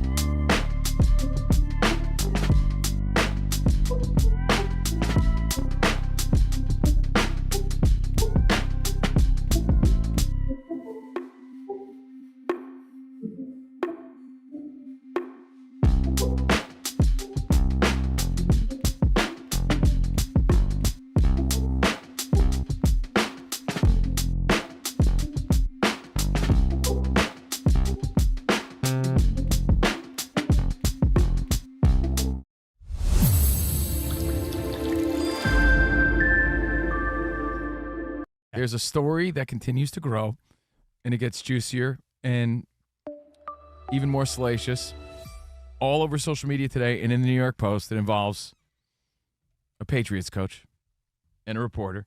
Yes. The one thing we need to keep in mind is we don't know people's personal understandings and relationships. In today's world, all right, ready? Put things in perspective. Yeah, Vrabel's a really successful guy, like a really successful guy. For all we know, he has an understanding where his significant other is like, Mike, I know who you are, and I know women want to be with you. I just don't want to know. Keep it respectful and keep it out of our life. A lot of ball players, There's a lot of people that live with that understanding, and they don't talk about it. Or maybe it's a full-on open thing. a lot of ball players, You just don't know. and a lot of celebrities do have some layer of openness. We have friends that are very close to us that are in like open relationships and marriages. It's a thing. I'm not saying that's the case, but man, imagine if they were just like, imagine if it was just don't make me look stupid and there was a weird understanding. I mean, that's always a possibility. And even that code was broken because this has become a bigger and bigger story in the past few days. So, yeah, it's still developing as we speak, but that's the one side of the story that we really just don't understand and just don't know because, well, quite frankly, it's none of our business, but you don't know the understandings and inner workings of these relationships. You don't. What's up, DB? It's been an interesting week, though, and within the last, I would say, 12 to 18 hours, we've seen more and more photos come up of interactions with the two. But it branched off when Vrabel made his statement earlier this week when he said that he had difficult conversations with his family. Yeah, that's code for like, I messed up. Yes, Right, but Diana Rossini's statement when she left The Athletic was that she was not admitting any wrongdoing. So there was a parting of stories. And now. that's what happens. Like not to, but there could also be a parting based on what I just said. Could be a parting of different relationship dynamics. Yeah, like for all we know, Rossini and her husband have a different dynamic than Vrabel and his wife, which probably isn't true, but we don't know. And listen, I'm not calling there's no crime that took place here, but a lot of times when a crime takes place, how does it unfold and unfurl when people don't keep their story straight? And DB, you're right. When Vrabel's like, I had difficult conversations, and there seemed to be an admission of, hey, something happened. I'm handling it. It's my business. I agree. That's and how Rossini I had a interpreted it. different story. That's when it's like, oh. But it's also, and we've talked about this, that Diana Rossini has been the one under the spotlight because how it affected her profession. Yeah. I think that the grace that you guys may have given them and other people as well had to do with their life at home, whether it be Rossini and her family and Vrabel and his family. But now you've got Vrabel leaving the draft on Saturday for counseling. He's pulling a Duchovny. You know what that is? Remember David Duchovny is like, I'm a sex addict. Tiger Woods. Same thing. Yeah, Same thing. But then my question leads to you is it a problem if it's one person? You know, you talk about like this Vrabel and Russini thing seemed to be going on for a much longer time than we realized. Not just a fling, yeah. Yeah, to your point about 2020 and what's going on. So I don't know I don't know if what Vrabel's deal is, but it sure seems a convenient sort of thing. Interestingly enough, listen, Covino and I have known each other for 20 plus years through different girlfriends, serious relationships, marriages. Listen, no one's perfect, and I would never be. I'm not throwing what is the old glass houses and stones? You just say shade. Don't throw stones in glass houses. That's the one, DB. People who live in glass houses, shouldn't throw stones. Listen, I can't say that I'm Mr. Perfect, Kurt Heading. In relationships, girlfriends, things along the way, I've done dumb things, so I'm not going to sound and act like I'm perfect. But in this case, if it is a relationship, it could very well be like two people that genuinely really like each other, and they're both married, and we're having something going on, and that is a very interesting dynamic, right? Like I was talking to one of our buddies earlier today, and coincidentally, he said his parents had split up, and his dad, 25 years later, is with the woman. Mm-hmm. And he's like, Rich, when I first met you, you're the only guy that made me feel good about it. I'm like, well, your parents broke up, but it's not like your dad was with some floozy. That woman became your stepmom for the past 25 years. Maybe they're in love. Maybe correct. Like we're not to judge. I feel bad for them. It's the legend of the Phoenix. The legend of the weenus. The weenus that stole the ball from the little girl. Covino and Rich on Fox Sports Radio. Iowa Sam. What was this, Daft Punk, right? Playing some Daft Punk with Pharrell Williams. And, of course, Danny G's our super producer on the phones at 877-99 on Fox. Lowenkron's got your updates. And we got some phone calls. We got people on standby waiting just to say hi to Big Papi. Big Papi Trivia, he calls it. Before you do that, dare I tell everyone that the NBA playoffs are here? And DraftKings Sportsbook, an official sports betting partner of the NBA, is there for you. Right now, you use our promo code, which is CRSHOW. Claim your special offerings at DraftKings. Again, that's promo code CRSHOW at DraftKings. The crown is yours. Now, one quick phone call. Say hello, 877-99 on Fox. Got a quick story about foul balls, the etiquette involved. Yeah, Scotty in Honolulu wants to weigh in on this. Yeah, there was a villainous moment in the Cleveland Guardians game against the Rays yesterday. What's up, man? Hey, what's happening, fellas? How you guys? We're good, man. What's your story? Well, like Danny G, I'm a lifelong Dodger fan. Dad grew up in Brooklyn, so I kind of inherited the genes. And I got to take my 10-year-old son to his first game 2 years ago. The bullpen catcher turned to my boy right before the game and tossed him directly a ball, which he dropped. And I was crushed, you guys. The look on his face when he dropped the ball and saw it go all the way into underneath the stands and some other kid get it. 10 minutes later, he came back and looked right at my kid and chucked him a ball. So I just thought I'd share that super special moment for him. No doubt. Made me smile ear to ear, boys. Awesome, man. Great to hear. Glad it worked out because that sounded heartbreaking. Let me take 10 seconds before we play Big Papi Trivia to go over the hierarchy of catching a foul ball. Can we all agree in this order? Line drive snag, number 1. Home run snag, number 2. Pop-up snag, number 3. I think after that, there's a big dip. Like if a ball bounces and you catch it, maybe on a bounce, that's one. Scrambling for a ball under a seat is the lowest form of getting a foul ball. Would you agree? Yeah. I would say the lowest form is scrambling for the ball, and falling, and then your ass falling out in the process. And then being all over social media. I would say that's the lowest you know what? You're right. All right, let's play Big Papi Trivia. Let's go. Iron Mike, Showtime Mahomes, Shaq Diesel, a.k.a. Shaq Daddy. Meet your baseball counterpart. It's Big Papi, Covino and Rich. I love you guys, especially the Covino guy. The other guy, he head too big. It's time for Big Papi Baseball Trivia. This is our radio game. Firing some MLB trivia at you. I swing hard in case I hit it. That's it. Big Papi for big prizes. We play a game. You call. That's it. Big Papi Baseball Trivia. The baseball trivia. Let's go. All right, FSR Security walking our broke Papi into the main studio. Hey, it's good to be here. Wait, this is Isaac's first time, right? Hey, that's right. Hey, good to see you. Hey, Big Papi, Hey, I brought you some mofongo. Hey, gracias. I don't know what that means. I got mongo. Hey, Isaac, very good to see you. Good to be here. Hey, Danny G. Hey, Pee-wee. So the name is Rich. Hey, Pee-wee. Great to see you. Happy what to do be you here. think, really quick, what do you think of that topic we were on about grabbing a ball from a You see kid? the baseball is that's doo-doo. It's like the Mets. Doo-doo. It's we call Bush League. Okay, thank you, Bush Papi. League. All right, let's meet the It's contestants. no good with me. It's no good with me, man. One-time winner, Rich Davis, right over there. Hey! It's a new game, so. Yeah, And in for the other one-time winner, Dan Byer, it is the one and only Isaac Lowenkron. Made all this mofongo for nothing, apparently. Hey, Lowenkron, you go with me, man. I got a T-shirt for you, my dog. Thank you, Big Papi. Lowenkron's my dog. And looking to win a CNR prize back on the studio lines, Austin in Bakersfield was the first through. What's up, Austin? Hey, how's it going, guys? We're good, man. Ready to play? Yes, sir. Austin, what you do for a living there in Baketown? I work at FedEx. Nice, man. Cool. All right, here are the rules for Big Papi Baseball Trivia. The first contestant with 2 correct answers is the champ. If there's a tie, we have a tiebreaker question. Your name is your buzzer, but you do got to wait until all 3 possible answers are read. If there's 2 wrong answers in a row, we move on to the next question. All right. Are you ready? Let's do it. Play ball. Very happy to be here. Big Papi Trivia, baseball trivia. Okay. Round 1. Who threw the only perfect game in World Series history? Was it A, Sandy Koufax, B, Catfish Hunter, or C, Don Larson?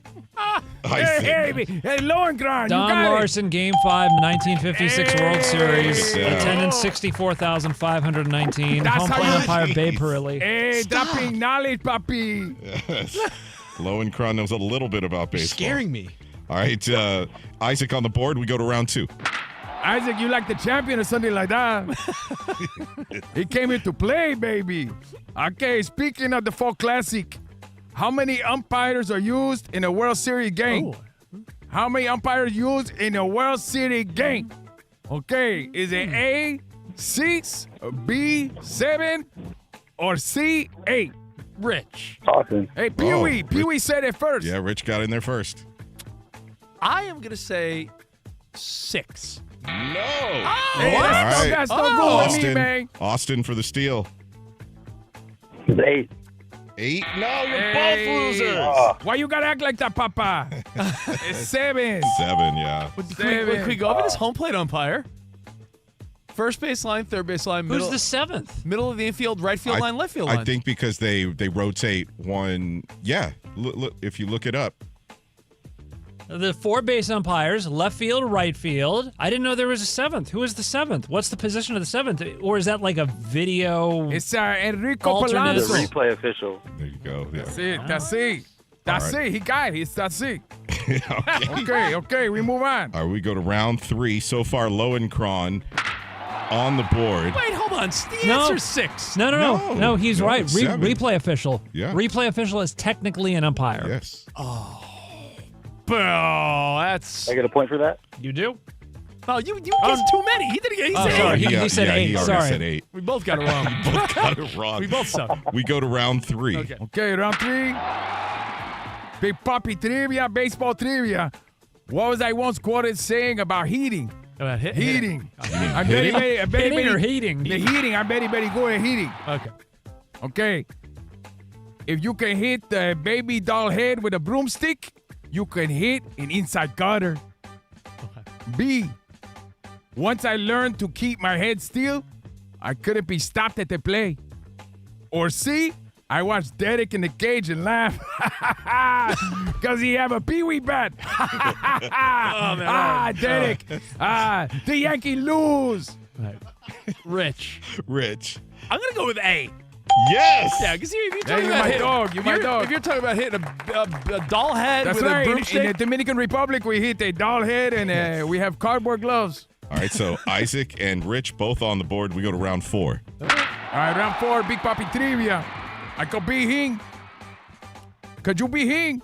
Yes. Who is the first African-American player inducted into the Hall of Fame who had not played in the Negro Leagues? Is it A, Bob Gibson, Roy Campanella, or C, Josh Gibson? Isaac. Roy Campanella. B. No. Oh! I bet you it's one of the Gibsons. Pika Gibson. Austin got in there. Pick a Gibson. Hey, Bob Gibson is right. Wow. I told you it's a Gibson. Pick a Gibson. My favorite game. All right, we have a 3-way tie here. Isaac, Rich, Austin, as we go to round 5. Ooh, I like. This is where we have to guess, right? Hey, I like Austin. He go with me, man. Austin, I send you my dog T-shirt. No, 5th round, Rich, and tie break after that. Ooh, okay. I thought we should go tiebreak now. All right. Here we go, round 5. All right, round 5. Big Papi Trivia. In what year was the American League founded? A, 1898, B, 1901, or C, 1907? Austin for the win. B, 1901. Yes! That's my dog. That's my dog. You could be he.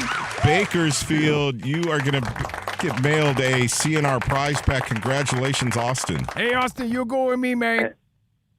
Thanks, man. You good with me, too. No, you go with me. No, you go. No, you're good with me. Okay, hey, very good to be here. That was a good battle today. Isaac, great to see you, Isaac. And Pee-wee. It's not Pee-wee. I'm sorry about your Mets, man. They doo-doo. Your Mets are doo-doo, baby. Bye, Papi. Bye, guys. They need a clean house like your Red Sox. Later, Sam. Bye, Papi. Great to see you. Hey, later, man. Hey, later, Big Papi. You're our dog. Later, baby. Thank you so much. All right, there you go. Big Papi Trivia. All right, let's go to I Love for an update. Isaac Lowenkron, how are you, man? Man, fun to play Big Papi Trivia today. Huh? At least he brings it every week. Yeah, I know. It was a good game today. What a great personality. 1901, huh, for the American League. Yeah, because I know the first World Series was 1903, so that eliminated 1907. 125 years old now. Yeah. First World Series was Boston against Pittsburgh. And 7 umpires in a World Series game. That was I learned that today for the first time. And fun fact, Big Mike, who runs this place, was at that first World Series game. That first World Series game. I was going to say who, but you made me laugh. I was going to say that Rob Parker claimed he covered it, but so we're all... I've been covering baseball for 140 years. I covered it before they were MLB bros. I was there when it was a best of 9. Anyway, we're all on the same page also with what the NBA is trying to do. ESPN reports the NBA's proposed to reform the draft lottery by expanding it to 16 teams and by penalizing the teams that finish with the 3 worst records in the league with fewer ping pong balls. The owners will vote on the proposal at the end of May. If approved, the new procedure would begin with the draft lottery in 2027. College hoops, multiple outlets report the NCAA has initiated the final steps to expand the men's and women's basketball tournaments to 76 teams. Tournament expansion could be officially announced during the second week of May. I always say, Isaac, because I'm like, is 64 not enough? Sometimes too much of a good thing.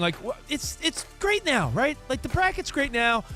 Football's close to having it right, and sometimes you wonder if they push it. Stop, right? Is 64 teams not enough?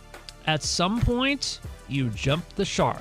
Right? I don't think any of us ever had a problem with 64 teams. No one's ever said, have we? man, my team just... If you can't be a top 64 team, then you're just playing to make money, and that no one wants to think that's the sole reason, right? There are tipping points all over. NCAA tournament, NFL schedule, et cetera, et cetera. Well, there was a tipping point in Philadelphia today because of Major League Baseball. The Phillies fired manager Rob Thompson. Bench coach Don Mattingly named interim manager for the rest of the season. Phillies president Dave Dombrowski, however, confirmed today that he first offered the job to recently fired Boston Red Sox manager Alex Cora on Sunday morning, but that Cora declined. In the NFL, The Athletic reported the New York Jets hosted quarterback Russell Wilson for a free agent visit.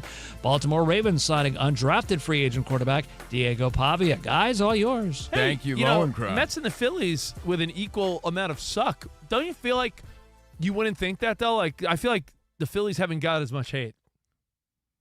Well, I mean, both expected to play well, but the Mets are Yeah. They had that. They have the whole Juan Soto, and they made all these moves. The expectations of New York. Yeah, I would say that's probably why. I mean, Schwarber's batting 196, but he still has 9 home runs. Like, I don't know. It just seems like Also, they Rich, also reacted too, though, quicker than the Mets. And Rich, we have 12 Mets fans on our network. No Phillies fans. Yeah, but I feel like Philly media and New York media, they both chirp real loud, and I don't know, maybe just I don't know. I think Met fans are just sadder group of people. All right, hey, we got more Covino and Rich. It's a fun day. Tuesday, Fox Sports Radio. Hang tight. We sucked, and we sucked at a time that you can't suck.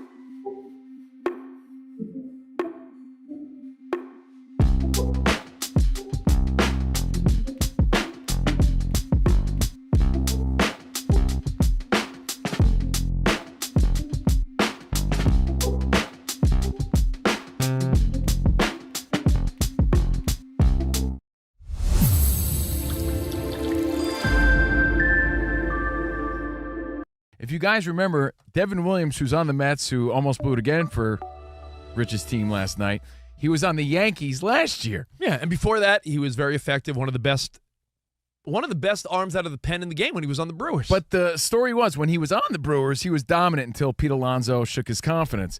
But he had that long beard. He had that long, intimidating reliever beard, and he was in his zone in Milwaukee. When he came to the Yankees, they had their rules, they had their traditions, and he shaved his beard, and he looked weak. He had a weak chin. Yeah, so he didn't look like the same intimidating guy, and he looks cool with some scruff and some beard. It definitely changes the appearance and the intimidation factor, especially for a closer. So because of Devin Williams, and I'm sure other people on the team, they're like, it's 2026. Can we finally change the facial hair rules with the New York Yankees? Because up until last year, it was you could have a mustache.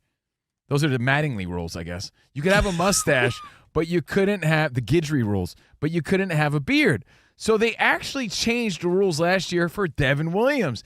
And now the Yankees are trying to push even more this year. I saw the headline.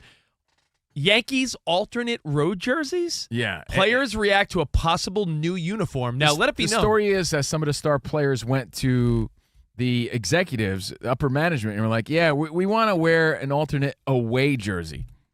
Now, if you're a fan of baseball and you're someone that follows, the history of jerseys in all sports, the Yankees are the only team that has stuck to traditional pinstripes, road grays, nothing else at all, except one time when they did the Field of Dreams game and they had some piping on their jersey. Besides that, the Yankees never had a City Connect. In fact, there's only 2 teams that don't have a City Connect jersey. One team with no real city, the A's, because they're cityless, and the Yankees.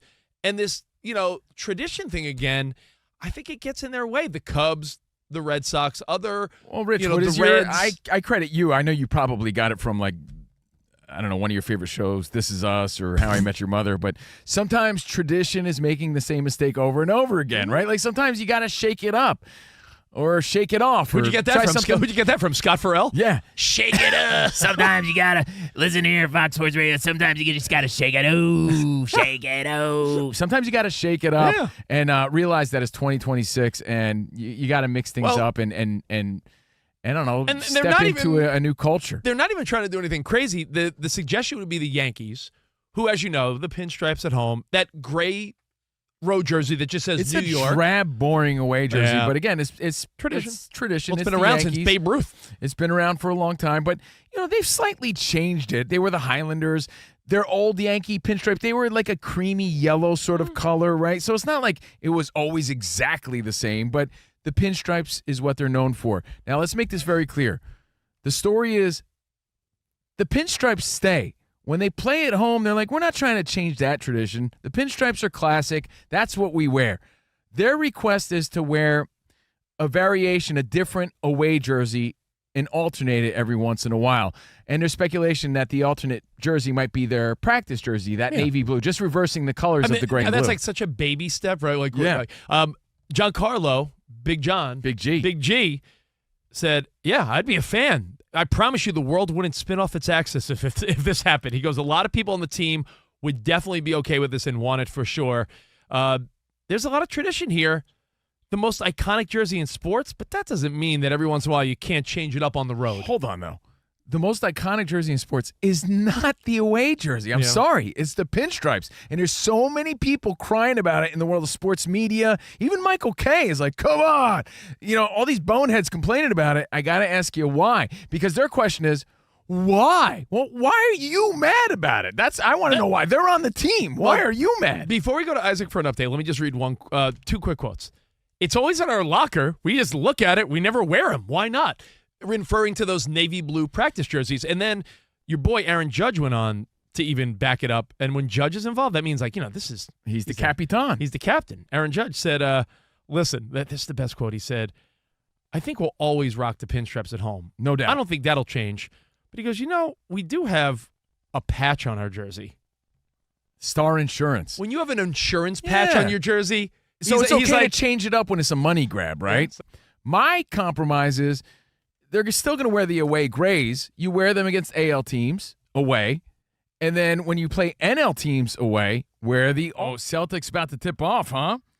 By the way, I hope you had a Magic Thunder Nuggets sort of night last night. Whoa, Magic Thunder Nuggets? Can I get those for my kids? Yo, Koa loves Magic Thunder Nuggets. I'm sick of Dino Nuggets. There's Magic Thunder Nuggets? Holy. Yeah, 76ers Celtics. Celtics Which Super up 3 Mario games to Brothers 1. toy is in that? Yeah, I know, right? Hawks, Knicks, Trailblazers, Spurs. Enjoy your NBA. Do you have one with Princess Peach in it?